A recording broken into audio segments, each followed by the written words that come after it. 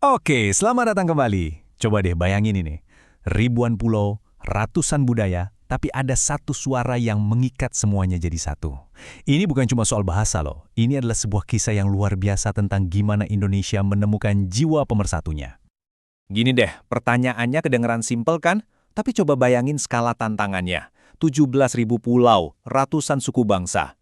Kalau dipikir-pikir, ini seharusnya jadi resep buat perpecahan, bukan persatuan. Jadi gimana ceritanya keajaiban ini bisa terjadi? Ini tuh bukan pelajaran bahasa biasa. Ini adalah kisah tentang identitas, persatuan, dan sebuah pilihan yang, wow, berani banget. Sebuah kunci yang ternyata membuka masa depan satu bangsa. Yuk, kita bedah gimana caranya. Oke, sebelum kita ngomongin solusinya, kita harus paham dulu nih, segede apa sih masalahnya? Keragaman di Indonesia itu kan kekuatannya ya, tapi dari sisi komunikasi itu tantangannya raksasa banget. 700. Angka ini luar biasa banget. Kita nggak lagi ngomongin dialek ya, tapi bener-bener 700 bahasa yang beda-beda. Coba bayangin gimana caranya ngejalanin pemerintahan, sistem pendidikan, atau bahkan perdagangan nasional dengan kondisi kayak gitu. Ini sih resep pasti buat kekacauan, sebuah teka-teki bahasa yang kayaknya mustahil dipecahin. Biar kebayang betapa uniknya pencapaian Indonesia, coba deh kita bandingin sama negara besar dan beragam lain, contohnya India. Di India, formulir sensus aja harus dicetak dalam 17 bahasa. Nah, kalau di Indonesia, cukup satu.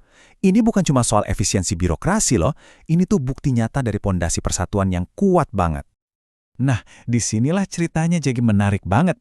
Ada plot twist yang jenius dan gak disangka-sangka. Kalau pakai logika biasa kan, ya udah, pilih aja bahasa yang paling banyak penuturnya. Tapi para pendiri bangsa Indonesia justru melakukan kebalikannya. Coba lihat data dari tahun 1930 ini benar-benar bikin kaget, hampir separuh populasi adalah penutur bahasa Jawa. Sementara bahasa Melayu nggak sampai 2%. Keputusan ini jelas-jelas melawan semua logika statistik. Jadi kok bisa-bisanya mereka malah milih bahasa yang penuturnya sedikit banget ini? Nah, jawabannya ini dia nih, sebuah mahakarya strategi politik dan sosial.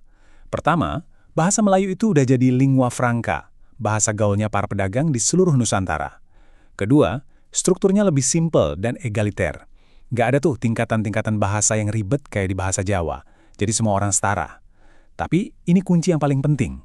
Suku Jawa yang jadi mayoritas dengan sadar mengesampingkan bahasa mereka sendiri.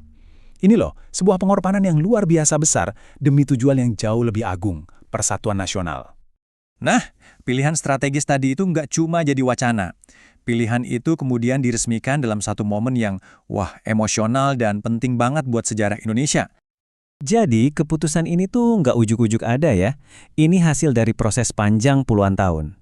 Dimulai dari tahun 1908 lewat penyebaran sastra Melayu, terus mencapai puncaknya di momen krusial tahun 1928, sampai akhirnya diresmikan dalam konstitusi negara di tahun 1945. Dan inilah puncaknya. Sumpah Pemuda. Coba deh bayangin momen itu. Para pemuda dari Jawa, Sumatera, Sulawesi, yang bahasa ibunya beda-beda, berdiri bareng dan ngucapin ikrar ini. Di momen inilah bahasa Melayu seolah terlahir kembali jadi bahasa Indonesia, jiwa dari sebuah bangsa yang baru. Tapi pertanyaannya, di mana caranya bahasa ini bisa berhasil dipakai di mana-mana tanpa ibaratnya membunuh ratusan bahasa daerah lainnya? Nah, rahasianya ada di peran gandanya yang pinter banget. Ini dia nih, pembagian perannya yang brilian. Di satu sisi, ada bahasa nasional, yang fungsinya kayak lem perekat budaya, bahasa yang nyatuin hati. Di sisi lain, ada bahasa negara, yang jadi mesin administrasinya, bahasa buat hukum, pendidikan, dan urusan pemerintahan. Dengan misahin dua peran ini, Indonesia bisa ngebuat ruang agar bahasa daerah tetap hidup dan berkembang, sambil mastiin negara bisa berjalan efisien dengan satu bahasa resmi. Oke, jadi ceritanya nggak berhenti di zaman dulu aja loh. Status bahasa Indonesia ini terus dikawal dan dilindungi oleh hukum sampai sekarang. Contoh paling barunya nih, lihat Peraturan Presiden tahun 2019. Ini bukan cuma himbauan ya, tapi aturan yang tegas dan wajib, yang mengharuskan pejabat negara pakai bahasa Indonesia dalam fungsi-fungsi kenegaraan. Ini nunjukin kalau perjuangan buat menjaga status bahasa ini terus berlanjut. Dan coba deh perhatikan aturan buat presiden ini. Bahkan pas pidato di forum internasional di luar negeri pun, bahasa utamanya harus bahasa Indonesia. Ini lebih dari sekedar aturan, ini tuh pernyataan sikap, pernyataan identitas. Pesannya jelas, kami bangga dengan suara kami sendiri di panggung dunia. Jadi begitulah perjalanan luar biasa bahasa Indonesia, dari bahasa para pedagang di pelabuhan-pelabuhan kuno, sampai jadi detak jantung yang memompa semangat ke seluruh penjuru Nusantara yang sangat luas ini. Kisah Indonesia ini ngasih kita pelajaran penting, tapi juga ninggalin satu pertanyaan modern buat kita renungkan.